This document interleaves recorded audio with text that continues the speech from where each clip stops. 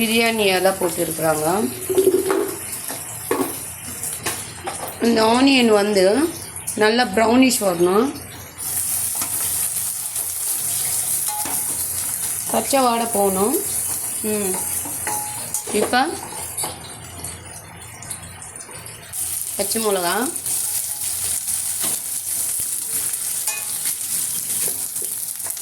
டமாட்டா கூட பேஸ்ட் பண்ணோம், கச்சா முச்சான்னு சொல்லி చూడు. போட்டுட்டாங்க காயா.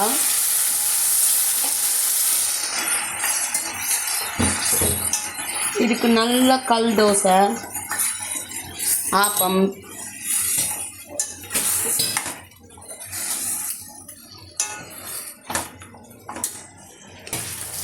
ginger garlic paste 2 spoon. அதுக்கு ஒரு 2 டமோட்டா கட் பண்ணியிருக்கிறாங்க. இப்போ டமோட்டா பேஸ்ட்டு,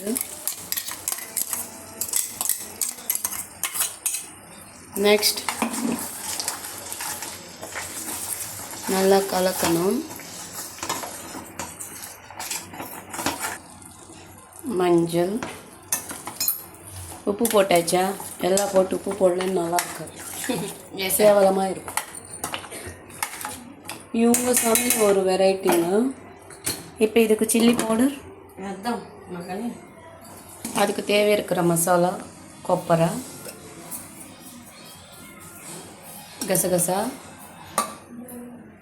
கசகசா இல்லைன்னா முந்திரி போட்டுக்கோங்க, ரெண்டுமே காஸ்ட்லி தான்.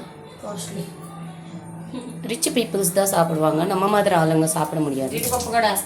ஓ, இவங்க முந்திரி பருப்பு கூட போட போகிறாங்க, ஏன்னா இவங்க ரிச்சுக்கு இல்லைங்க, காமெடி பண்ணால் டேஸ்ட்டாக வரணுமான்னா இப்படி தான் போடணும். ஓகே, நெக்ஸ்ட்டு வந்து மிளகாத்தூள் போட்டுருக்குறாங்க. ஒரு ஸ்மால் ஸ்பூனில் ஒரு 4 5.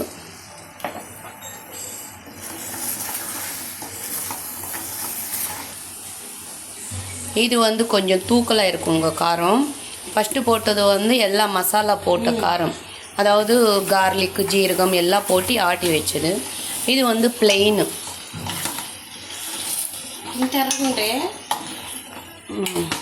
நெக்ஸ்ட் வாட்டரா, கொஞ்ச நேரம் இது வந்து இதாகணும், ஃப்ரை ஆகணுமா. அதுக்கு ஏற்ற மசாலா முந்திரி, கசகசா, கொப்பரை, ஒரு பட்டை, லவங்கம். இப்போ அந்த மசாலா பேஸ்ட் போடுறாங்க.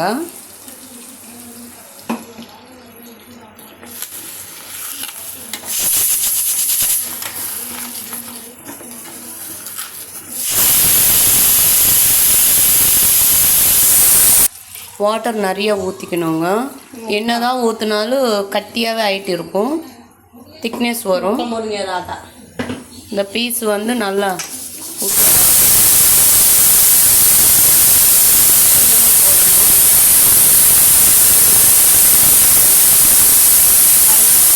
லெவல் இருக்கணும். இதான் கரெக்டான பதம்.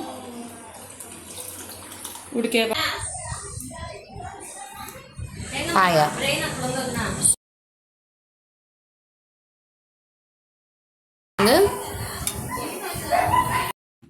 ஆயா yummy tasty. Please and like and share, subscribe my channel. Thank you.